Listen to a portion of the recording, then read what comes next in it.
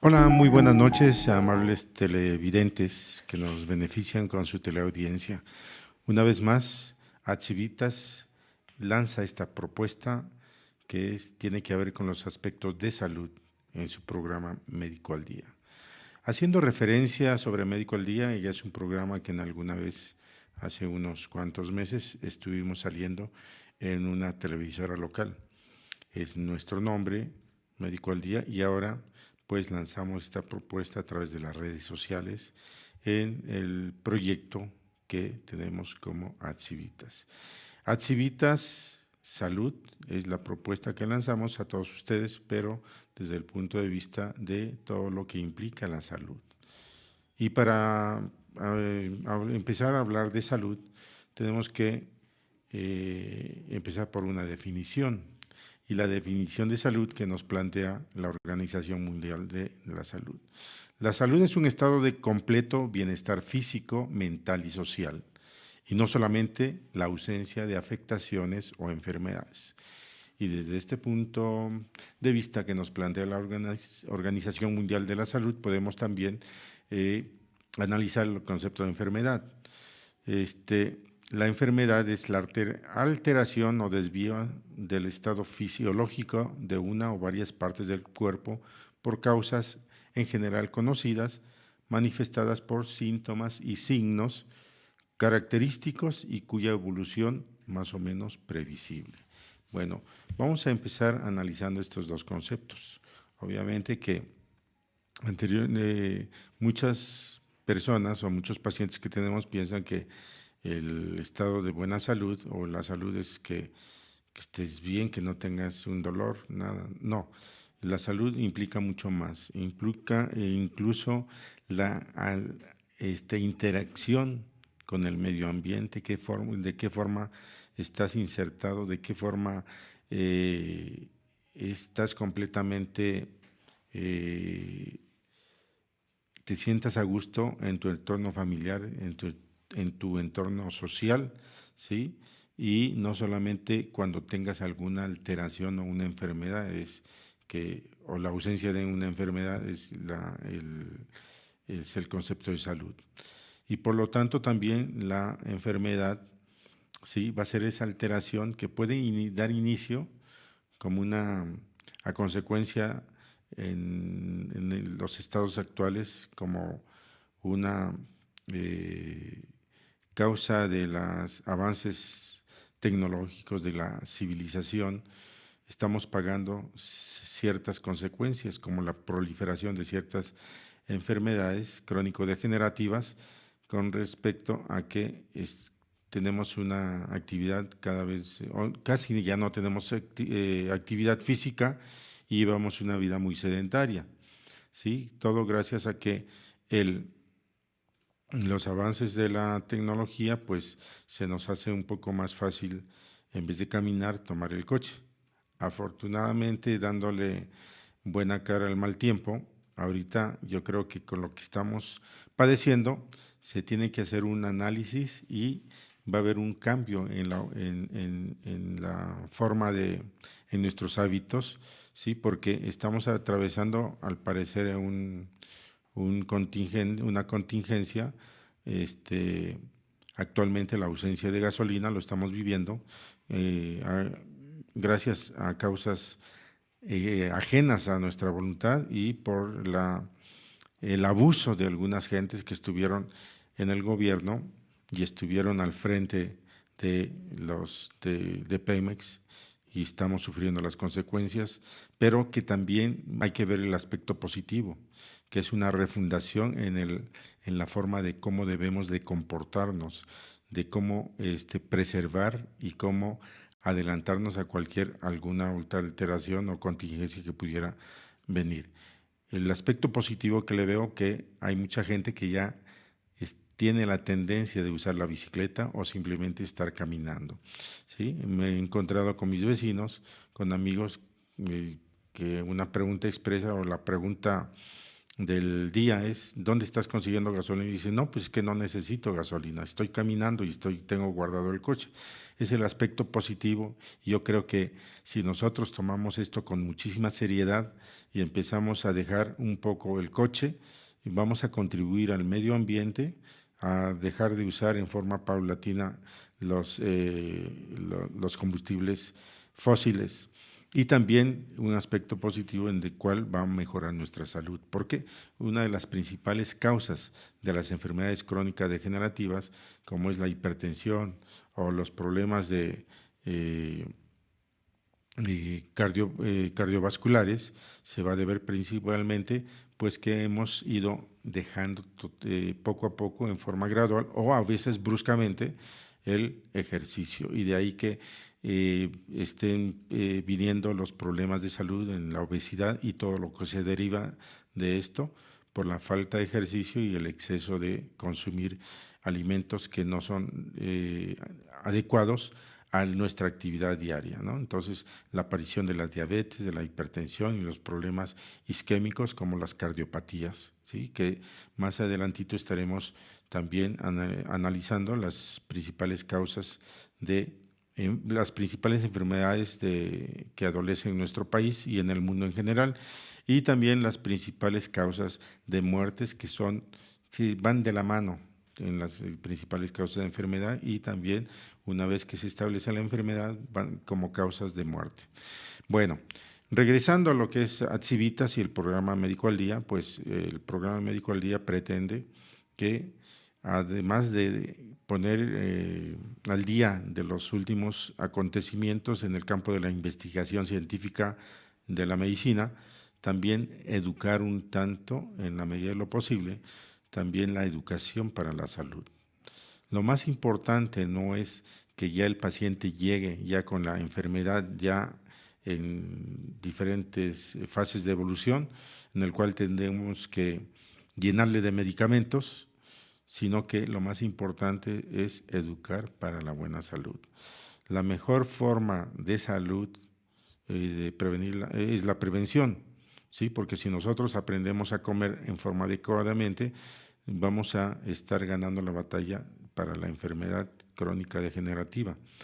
Por ejemplo, los padecimientos que son muy frecuentes y son una de las causas principales de muerte, que son las derivadas de las alteraciones a nivel del sistema cardiovascular, como la hipertensión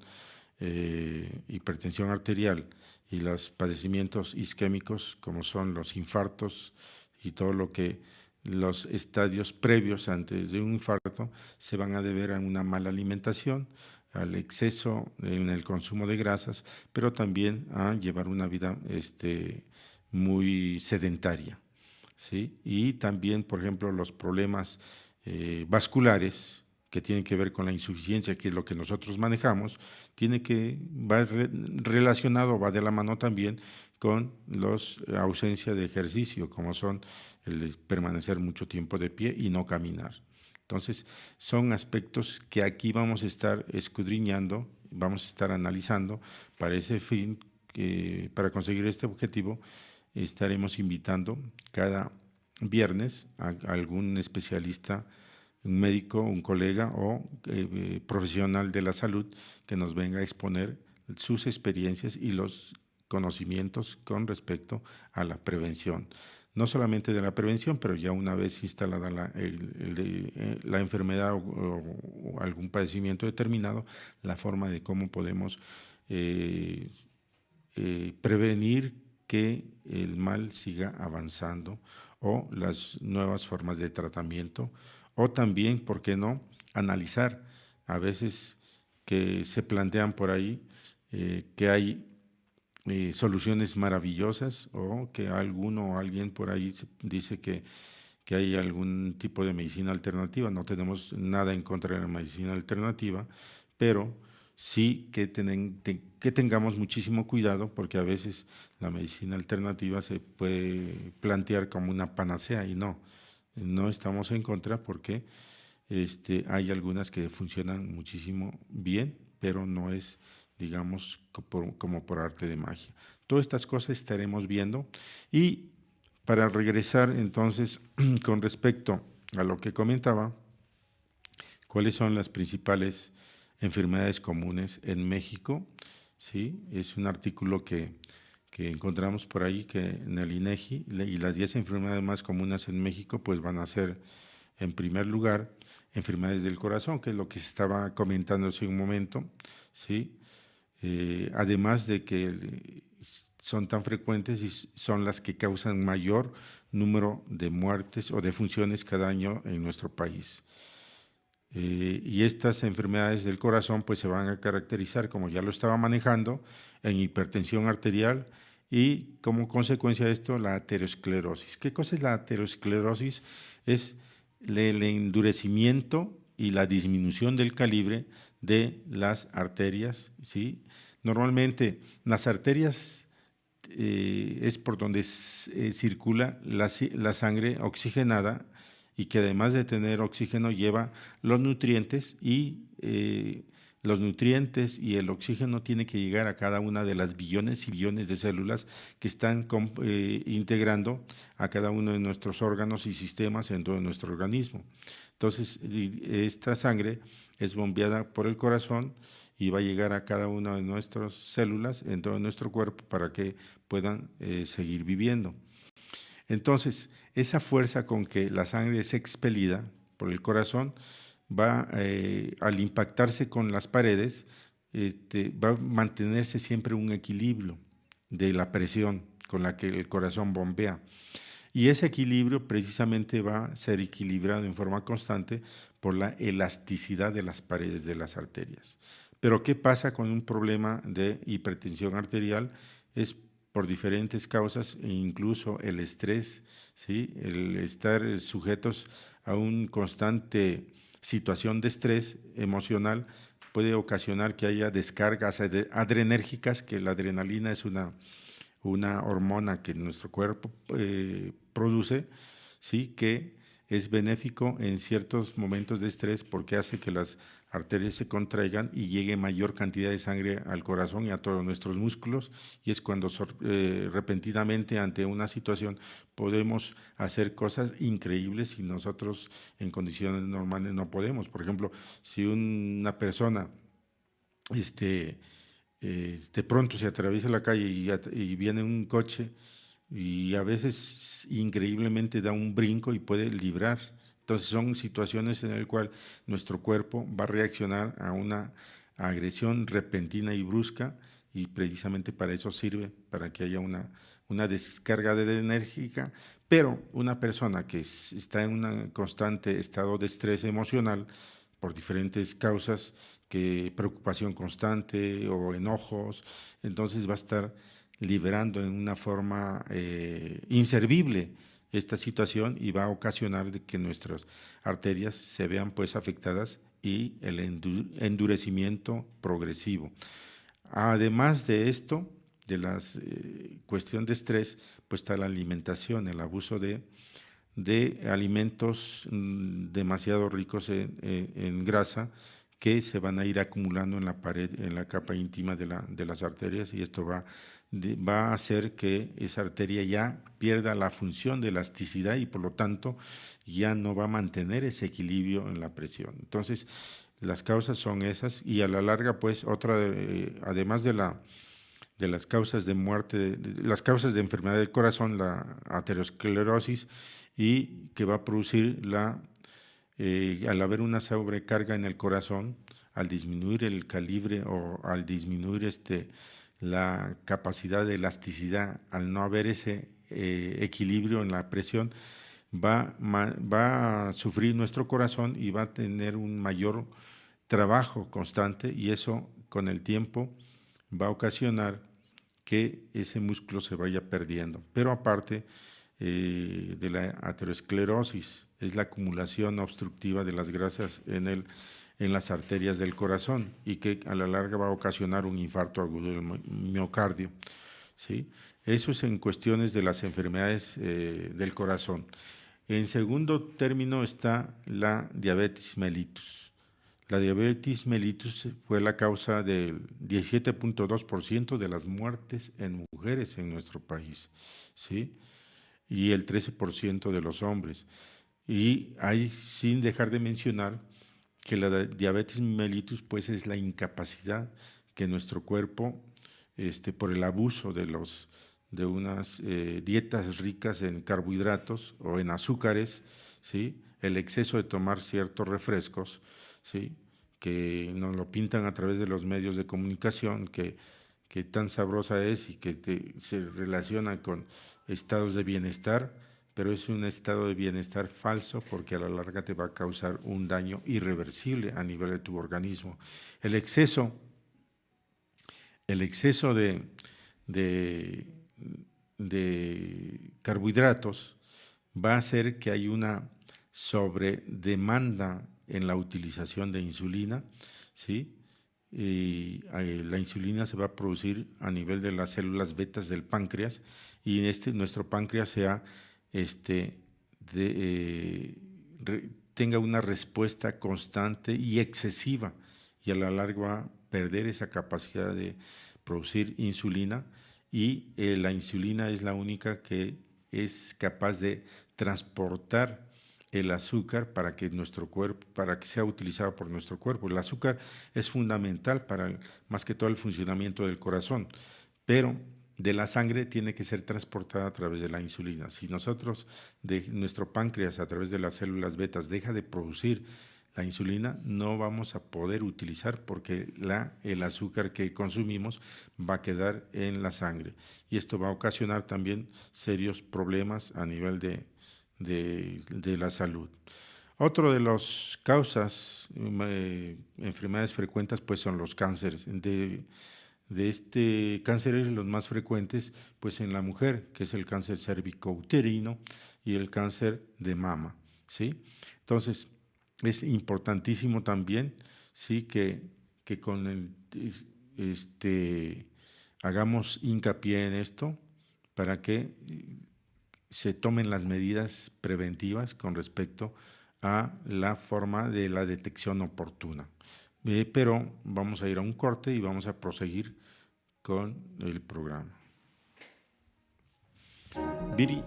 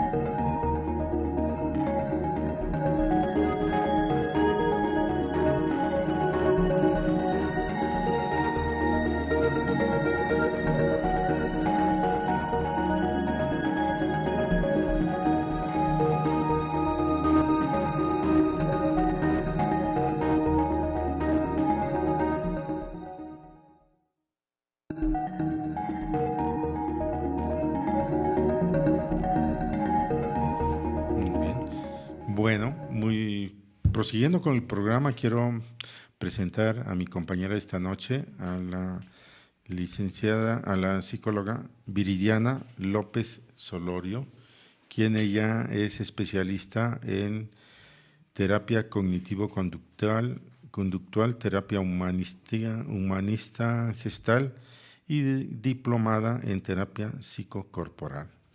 Vamos a dejar un poquito de lado las enfermedades más comunes y vamos a presentar el rostro bonito de esta noche, que es Viridiana.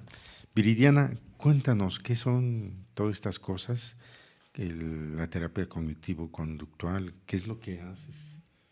Bueno, pues la psicología cognitivo-conductual es una de las corrientes de psicología que existen desde la parte clínica, y lo que trabajamos más que nada, lo que estudia y lo que trabaja la psicología cognitivo-conductual, como su nombre lo dice, es las cogniciones y las conductas, el comportamiento humano.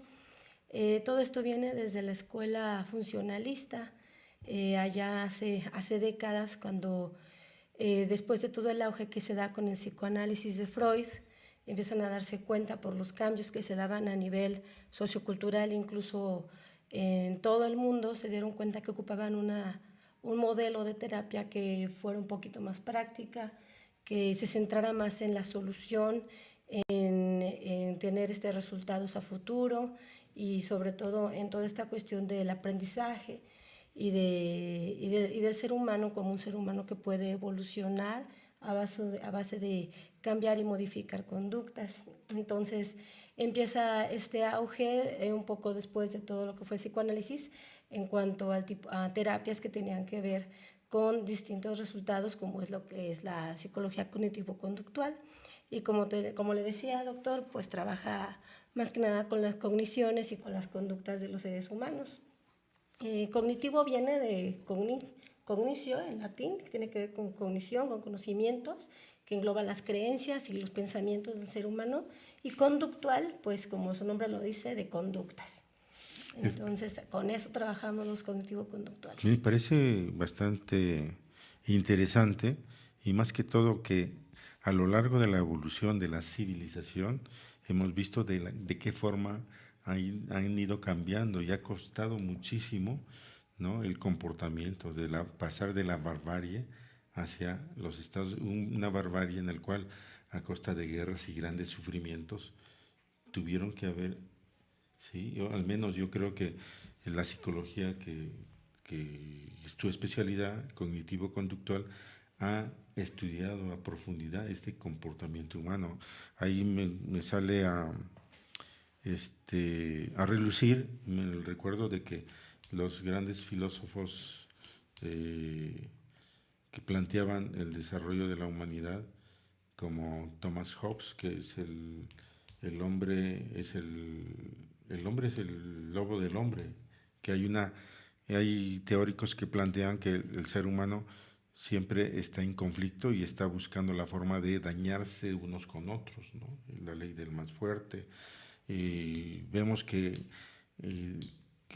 que día con día hay hasta ciertas conductas antisociales. Entonces, yo creo que cuando el ser humano, después de la barbarie en su forma de evolución, a través de la cultura viene de cultivo, de agricultura incluso, ¿no? Cuando empieza a domesticar animales y a descubrir la agricultura, es cuando empieza a cambiar su forma de la visión y su forma de comportamiento, y empieza, yo creo que a organizarse socialmente, pero para organizarse socialmente, pues tiene que haber ciertas reglas, ¿no? Claro. Sí, entonces, más o menos, yo quiero pensar que es eso, ¿no? Claro. Entonces, pues tú eres más. Claro. Y por decir, desde el punto de vista de esto, una vez que ya vimos los conceptos, ¿sí?, el conocimiento, y los cambios de la cultura y los cambios de la conducta y los hábitos a través del conocimiento, entonces, digamos, cuáles en forma práctica los problemas en el cual se enfrentan ustedes como especialistas en esta materia. Sí. Claro, pues nosotros trabajamos, como le decía, con cogniciones y conductas, y por ejemplo, cuando trabajamos con cogniciones que tienen que ver con conocimientos o creencias o esquemas que son disfuncionales o irracionales, pues nos enfrentamos a veces a situaciones que llevan incluso a trastornos psiquiátricos, porque tener un esquema, una creencia o un pensamiento arraigado, incluso a veces hasta heredado generación a generación, que es altamente disfuncional, pues es cuando se dan los trastornos graves en la salud mental. Y de igual manera con las conductas podemos llegar a tener hábitos que pueden ser altamente disfuncionales y que son los que después son muy difíciles de erradicar, como las adicciones, los vicios. Simplemente hablando de los malos hábitos, ¿no? Como tomar ciertos refrescos, después quitártelo es tan difícil, ¿no? Y desde lejos pudiera pensar uno que es algo que es nada más de tomar la decisión, pero no, en realidad somos seres de hábitos y entonces los problemas a los que a veces nosotros nos enfrentamos es tratar de modificar esto, no nada más desde el interior hacia afuera de nuestro paciente, en base a ciertas técnicas, trabajando conductas y trabajando creencias, sino también haciendo ciertas modificaciones en la familia, en el ambiente. De ahí viene la otra parte de este tipo de psicología cognitivo-conductual, que también trabajamos con el ambiente donde está nuestro paciente para que entonces el cambio no nada más sea intrínseco, sino también desde afuera hacia adentro. Bueno, nosotros día a día y más que todo somos testigos de que nuestro país está adoleciendo de algunas catástrofes, digamos así, en el día con día, como son la inseguridad, el alto índice de criminalidad, alto índice de feminicidios, de desapariciones, de asesinatos.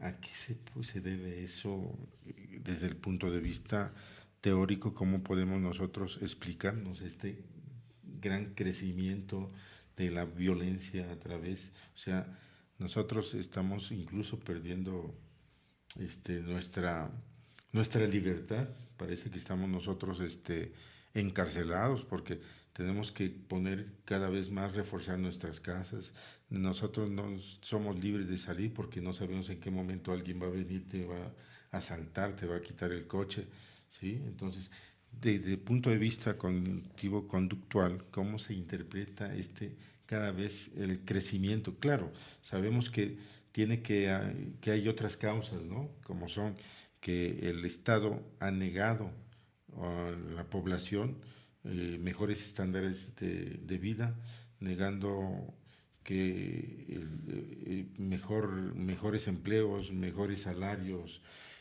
negando una educación, ¿no? Entonces había siempre una relación perversa entre el gobierno y los maestros y los sindicatos, entonces que en vez de que haya una evolución educativa, que haya un impacto positivo o programas de educación más efectivas han ido en forma, y más que todo los rezagos que hay en este país en el cual el papá y la mamá tienen que trabajar y abandonar a los niños, ¿no? Entonces, ¿de qué forma, digamos, como causa es que podemos interpretar este gran crecimiento que se ha dado, ¿no? Pues sí, ¿Y cuál es lo que plantea o cuál es en tu práctica diaria los problemas que enfrentas con este tipo de problemas?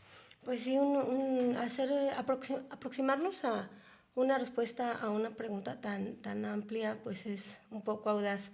Yo creo que como cognitivos conductuales nos damos cuenta que estas creencias irracionales que se van transmitiendo de generación en generación y que van obedeciendo a cambios socioculturales que se dan no nomás incluso en México, sino en todo el mundo, pues entonces se van transmitiendo creencias disfuncionales, como le digo, y cada vez menos humanas, cada vez más violentas.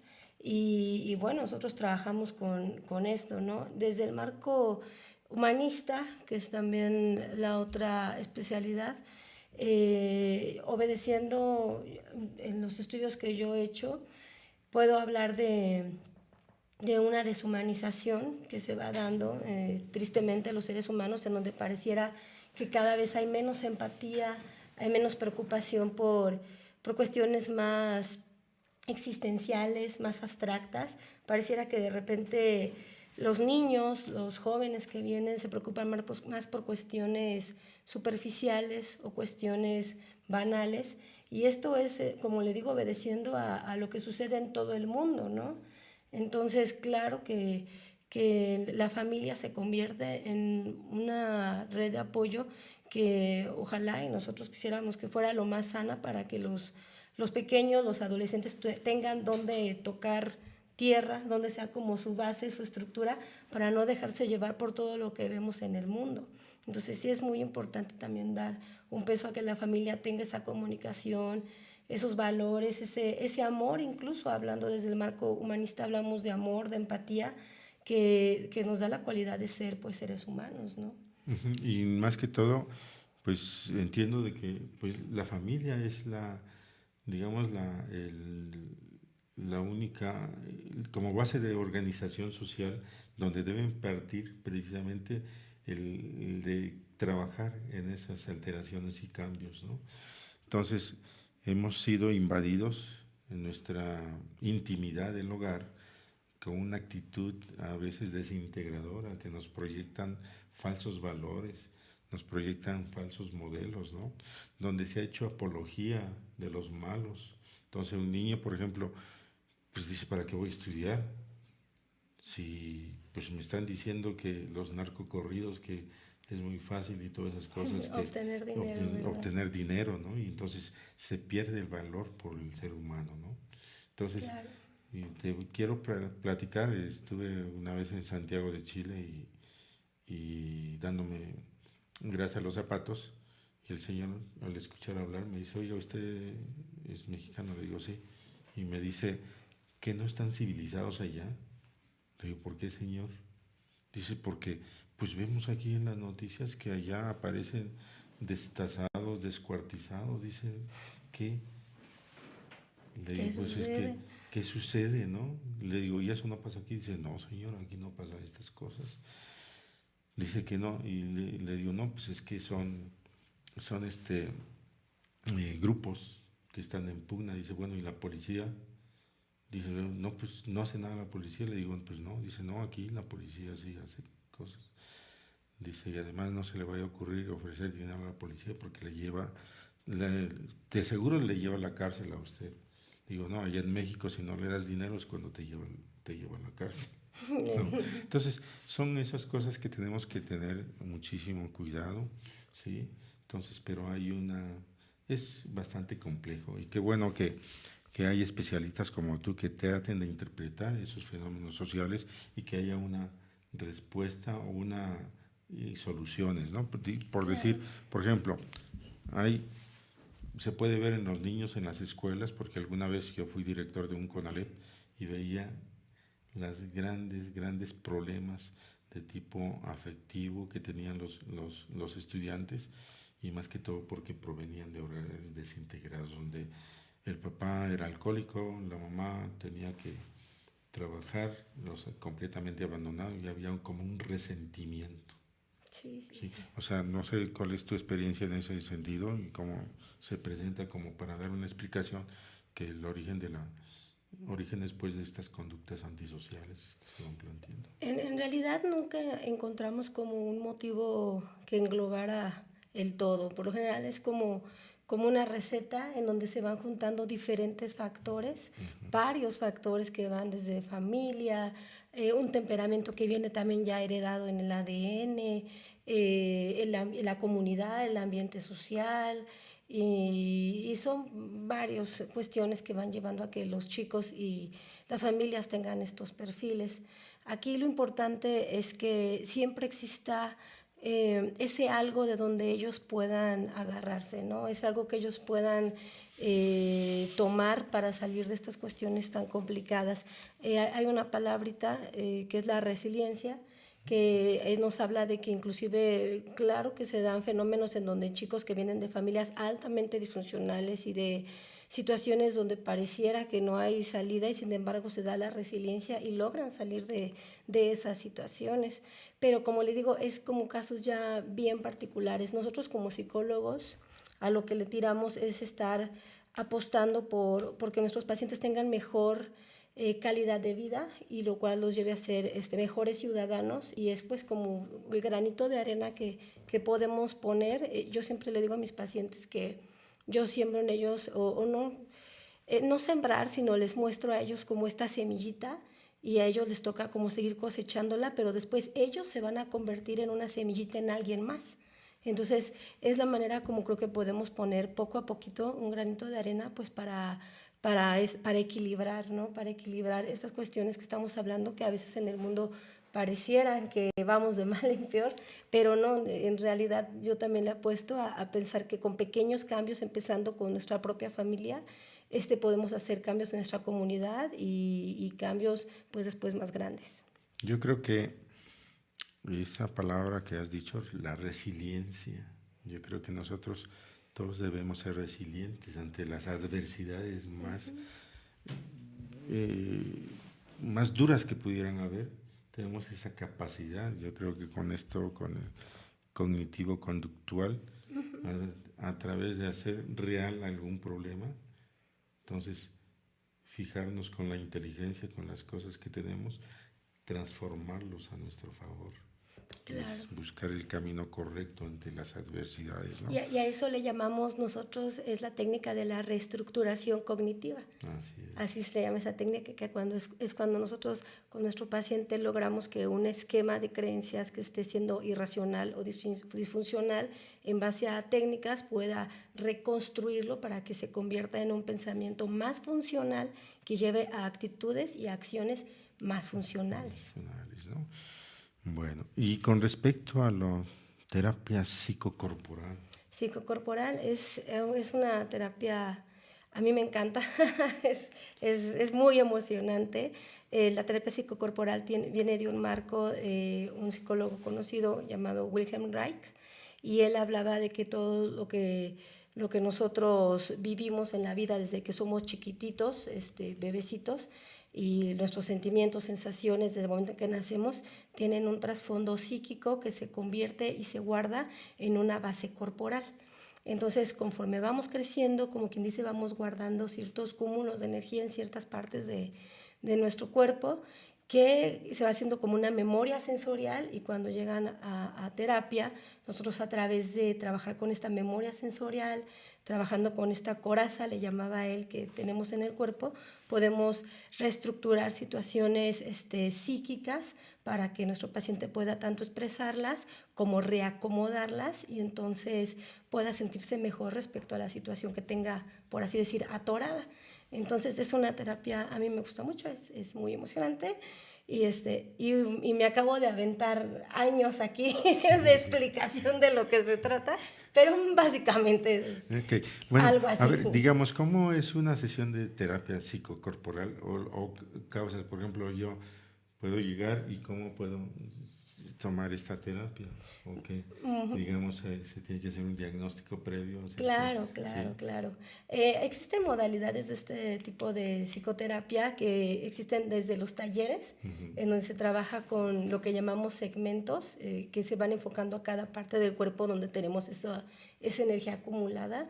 Y en esas sesiones es estar en grupo y se hacen ciertas técnicas con movimientos, posturas corporales y algunas presiones en cierta parte del cuerpo, y en base a las sesiones conforme van avanzando, la persona se va, por así decir, alineando y soltando esos cúmulos de tensión que tenían. Exactamente. Y en modalidad individual, el primero es una entrevista para que hagamos un diagnóstico desde lo que es el marco psicocorporal, que tiene que ver con la estructura corporal, estructura psíquica, y entonces ya después en la tercera, cuarta, quinta sesión empezamos a trabajar con nuestro paciente en base a posturas, haciendo presiones a ciertas partes del cuerpo y algunas otras técnicas que también podemos después explicar, incluso en algún otro programa sería muy interesante dedicarnos nada más a este tipo de terapia incluso, y la persona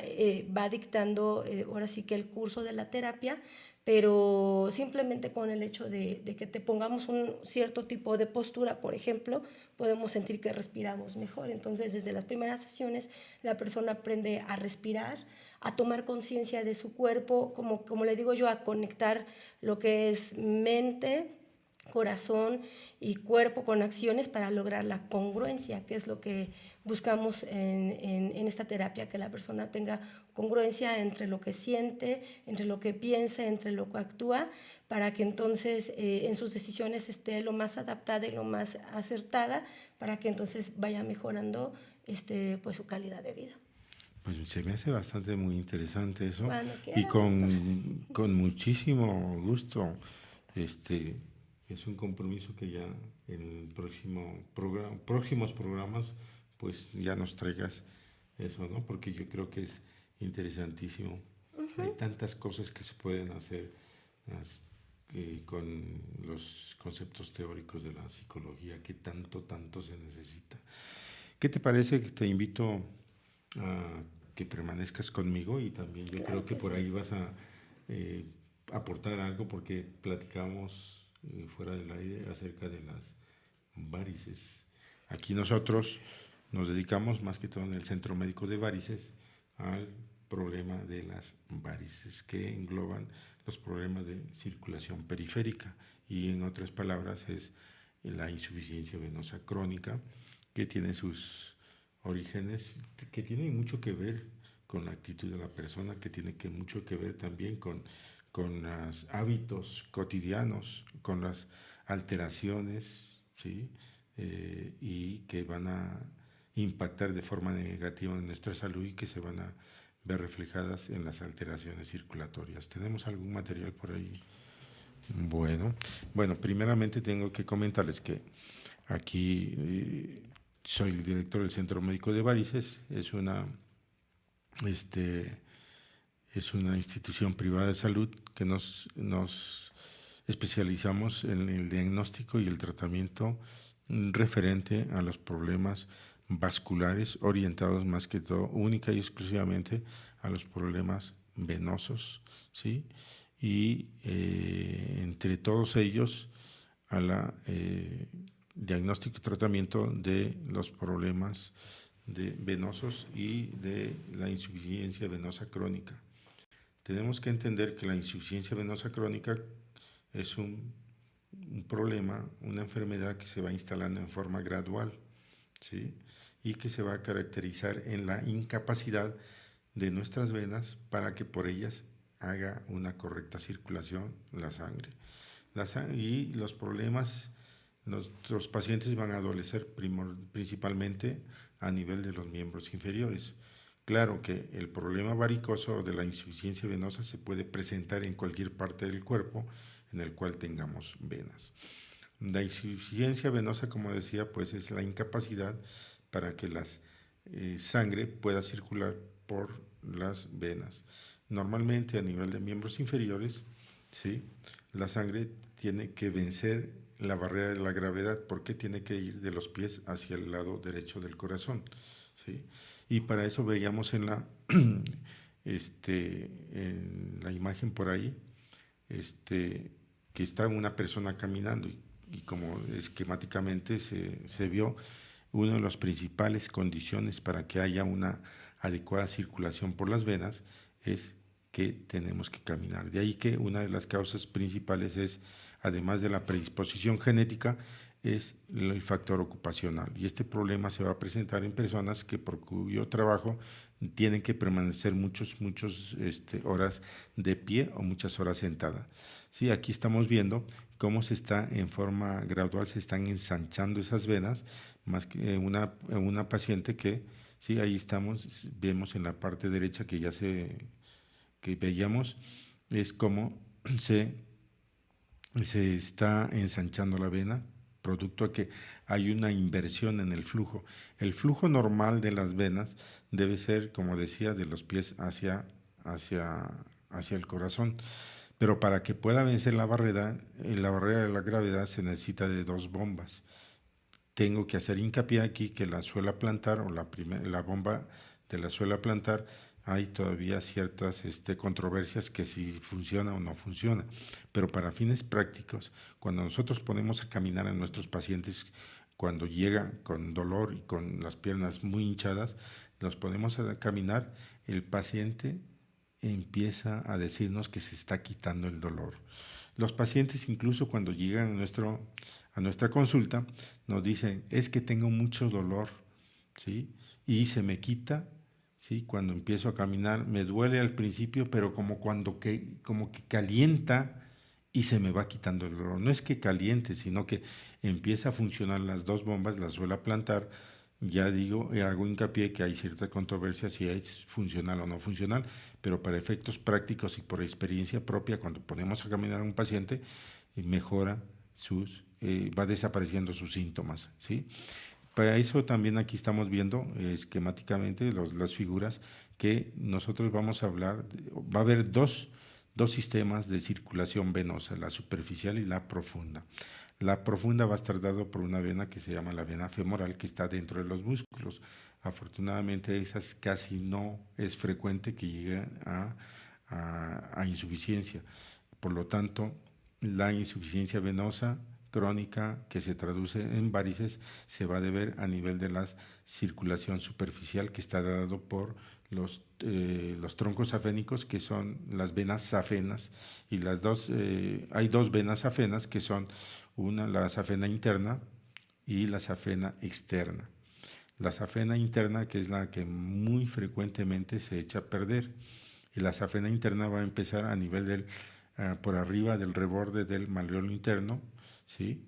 Viene de los pies y va a subir por la parte media de la pierna y la parte media del muslo hacia la ingle, y donde se va a unir con la circulación profunda que está dada por la vena femoral. Esa es la vena safena interna.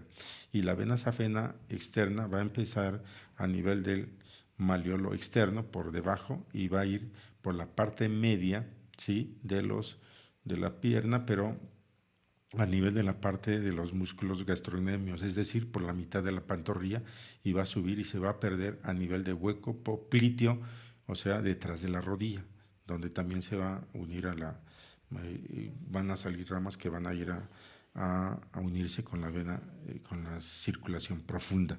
Entonces, de ahí que hagamos hincapié, porque las causas de las insuficiencias venosas ya más graves, que incluso llegan a ser las úlceras, se va a deber por la incompetencia de la válvula ostial, que es la destrucción de la válvula que une precisamente a nivel de la ingle, y va a ocasionar todo ese problema que estamos viendo, esos grandes troncos venosos. Ahí estamos viendo en la imagen de arriba una úlcera varicosa, ¿sí?, y la forma en cómo fue evolucionando. Pero ahí tuvimos que hacer el diagnóstico preciso del lugar exacto donde está el problema. Entonces, no se trata de que inyectamos las varices que se ven por fuera, porque a pesar de que pongamos 50 o 100 piquetes a los pacientes con las varices que vemos por fuera, y si esta úlcera depende de la incompetencia de la vena safena, no se puede ver la vena safena a simple vista, sino que la vamos a poder diagnosticar a través del ultrasonido Doppler vascular, como estamos viendo en la figura. Ahí estamos viendo, y ahorita vamos a ver en la pantalla, y cómo se va a ver. Hay un hoyo ahí en la parte central, ¿sí?, que está, bueno, aquí no podemos, ahí está. En la parte, ese es un canal que estamos viendo, esa es la vena safena que está incompetente. Normalmente la medida normal de una vena safena que está funcional debe ser máximo hasta 7 milímetros, pero cuando vemos que hay una úlcera varicosa, o que pacientes que llegan con piernas muy hinchadas o con grandes troncos venosos por fuera, con toda seguridad va a depender de un problema de una safena interna. Y si nosotros no localizamos el problema a nivel de la safena interna y no corregimos ese problema, por más que, yo siempre les digo, por más que se tome la farmacia entera de medicamentos, no va a tener ningún resultado. Una cosa errónea, este problema de insuficiencia venosa, ahí estamos viendo, ¿qué estamos viendo? Estamos haciendo una prueba que se llama de Valsalva, donde presionamos a nivel de las pantorrillas, hacemos que la sangre circule, la sangre debe subir, ¿sí? Entonces, para efectos prácticos, el aparato de ultrasonido nos va a colorear la sangre que sube cuando presionamos de color azul y cuando soltamos va a pintarse de rojo, que es la sangre que está de regreso. Eso es completamente anormal y va a producir que cada vez esa vena se vaya dilatando, se vaya rompiendo y que empiece a haber venas colaterales o la formación de nuevas varices, ¿sí? Y que muchas veces o algunas veces no, van a empezar a saltarse por fuera.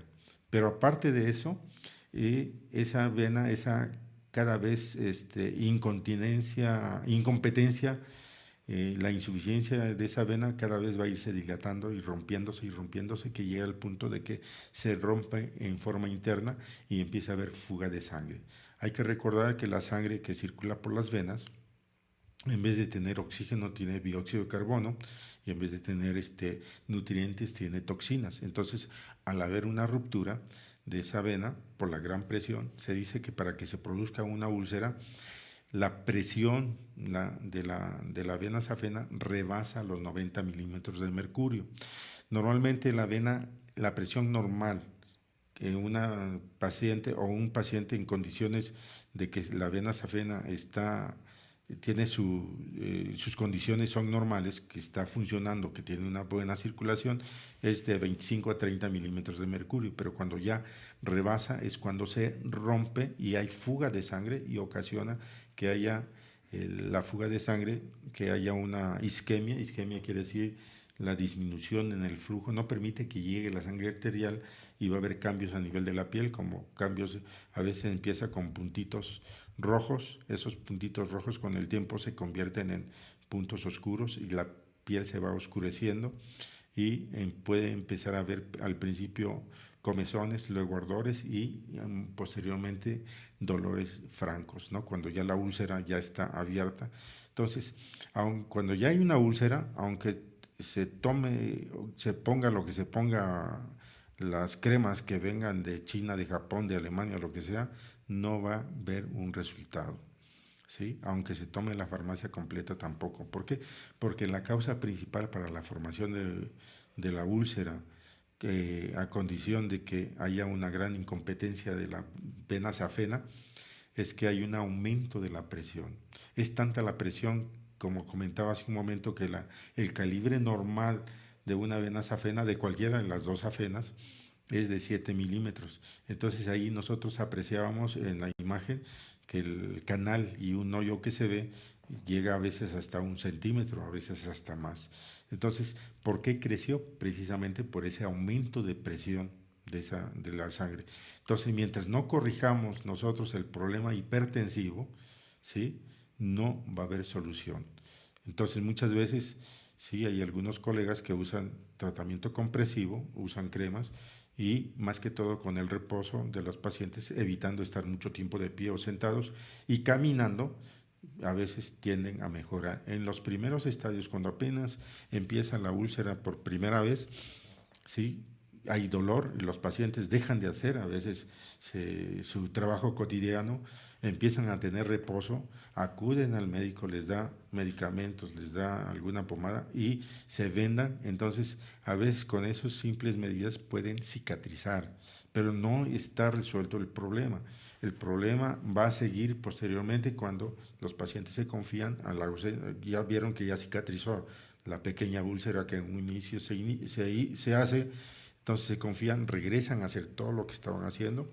Más que todo, esto se va a presentar en las amas de casa que duran muchas horas de pie, a las pobres señoras que tienen que lavar mucho, a las señoras que echan muchas tortillas y en general que tienen que estar muchas horas de pie, aunque digan que ellas que se la pasan caminando todo el día. No es cierto, no se la pasan caminando, dan unos pasitos de la estufa hacia lavar los trastes y regresan y dan unos pasitos y permanecen 1 o 2 horas sentadas.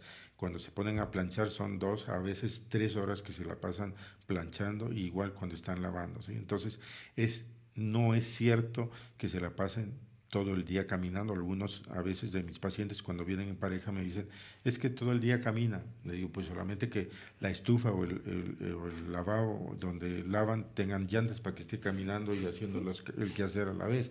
Eso es imposible. Entonces tengo que trabajar mucho para cambiarles esa idea. El caminar, los pocos pasos que dan durante el quehacer diario no es caminar. Para poder caminar se necesita, por lo menos, las recomendaciones que siempre damos es que tienen que caminar media hora por la mañana, media hora por la tarde, por lo menos, ¿sí? Entonces, como retomando lo que estábamos hablando acerca de las úlceras, al principio el paciente, como no está tan avanzado el problema, va a sanar. ¿Por qué? Porque va a guardar reposo, y va a guardar reposo porque pues le está doliendo. Y si a esto se una que empieza a usar medias o vendas, con seguridad sana. Pero el problema no se ha resuelto.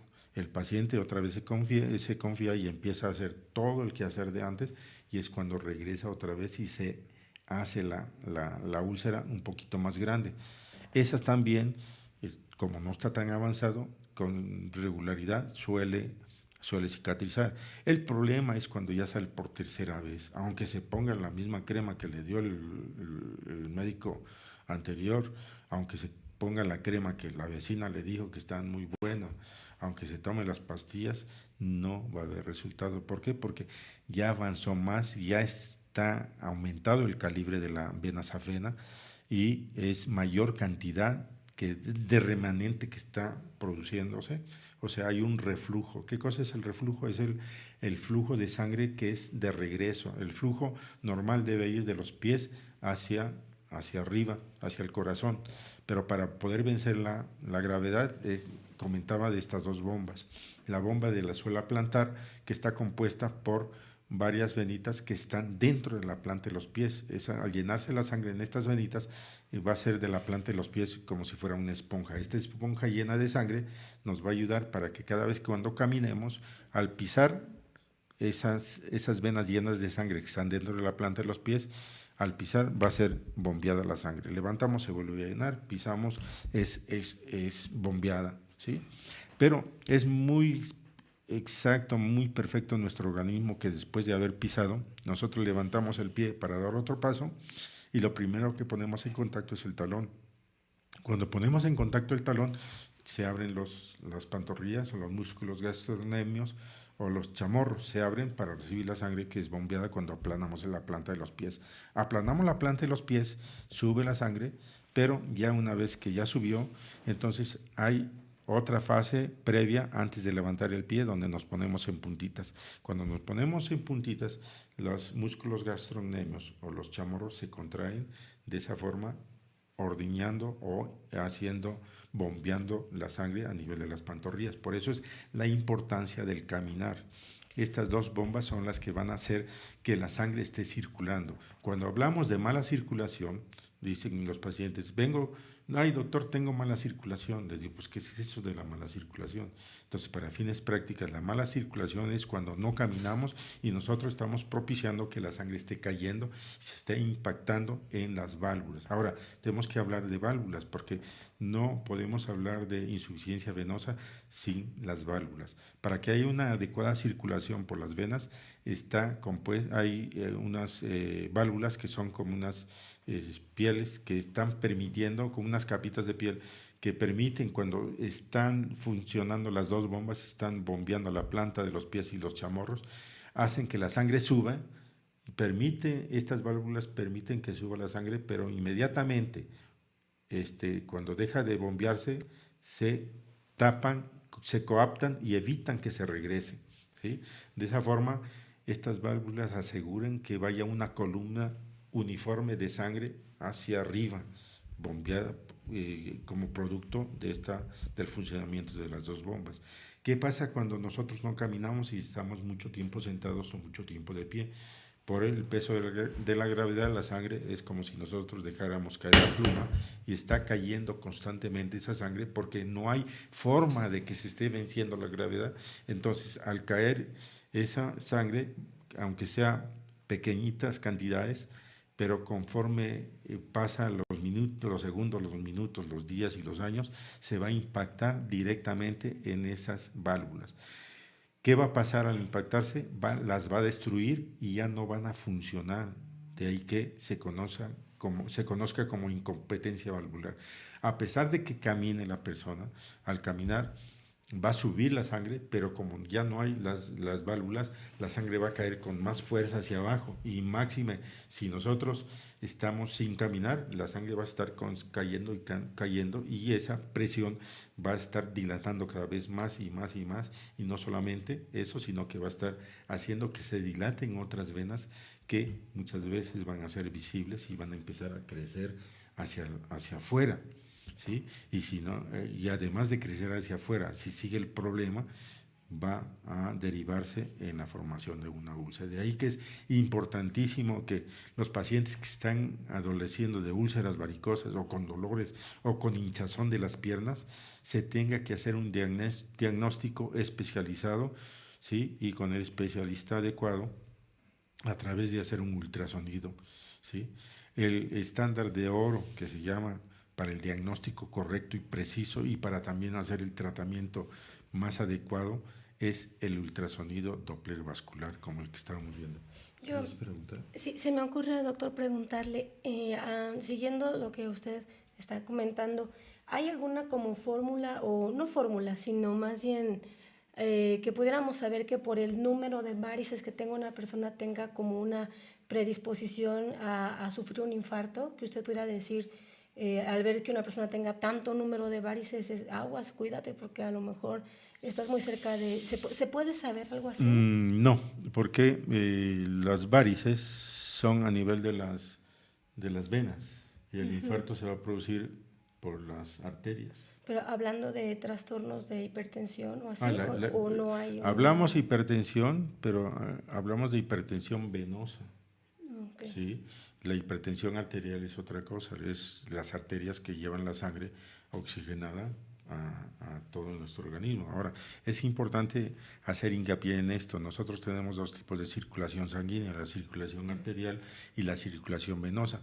La circulación arterial es la que va a ser bombeada por el corazón, ¿sí? Nuestro corazón está bombeando y está asegurando que la sangre limpia, oxigenada y con nutrientes llegue a cada uno de los billones y billones de células que están conformando nuestro cuerpo. Cada una de las células, desde la piel hasta la punta del dedo gordo de nuestro pie, necesita oxígeno y necesita nutrientes para poder vivir. Esos nutrientes le va a llegar a través de las arterias por la sangre limpia que llega a cada una de ellas. Ahora bien, cuando cada una de estas células toma el oxígeno, a cambio va a eliminar dióxido de carbono. Cuando cada una de estas billones de células toma los nutrientes, a cambio va a eliminar toxinas. Esas toxinas y ese dióxido de carbono contaminan esa sangre que vino por las arterias bombeada por el corazón. Cuando esta sangre es contaminada por estos desechos que elimina cada una de esas billones de células, inmediatamente deja de continuarse por las arterias porque ya está contaminada y es cuando se va por las venas. Okay. En otras palabras, para efectos prácticos, el sistema venoso es el sistema de drenaje de nuestro organismo. ¿Por qué? Porque por las venas va a circular la sangre que tiene que otra vez ser purificada, que tiene que pasar por tubo digestivo, tiene que pasar por riñones y tiene que pasar por pulmones. A nivel de tubo digestivo se va a eliminar algunas de las toxinas de las cuales se está transportando, ¿sí? Y a nivel de riñones, a través de la orina, se van a eliminar otras. Y para el final, ya más o menos purificada, por último va a pasar a nivel de pulmones, donde a través de la inspiración y expiración, cuando inspiramos vamos a incorporar el oxígeno, ¿sí? Y al exhalar vamos a eliminar el dióxido de carbono, ¿sí? Entonces es muy importantísimo. Bueno, espero que haya sido de utilidad. Quiero agradecer a la psicóloga Viridiana su presencia. Te agradezco, Gracias. Viri. Gracias por la invitación. Pues ya es un compromiso para seguir hablando de esos temas que son tan interesantes, y a usted favorecerle con el favor de su teleaudiencia, y estaremos el próximo viernes con otro temas interesantes y con otros invitados, y para seguir hablando acerca de la prevención y los avances tecnológicos en el ámbito de la salud, y también las causas frecuentes de las enfermedades más frecuentes, que quedó pendiente porque no quería dejar de lado la interesante disertación que nos hizo favor de darnos Viridiana. El domingo, ¿no? El domingo. Para invitarles que este domingo también nos va a acompañar Viridiana en el programa Valores y Familia, que está orientada para los niños y los papás de los niños, en el cual habrá temas interesantes desde el punto de vista del uso y abuso de los tecnologías de la información. Ahí vamos a ver, ahí los esperamos el domingo a partir de las 10 de la mañana con nuestro compañero y amigo Francisco Contreras Arriola. Les agradecemos una vez más, que pasen una excelente noche y nos vemos el día domingo. Gracias.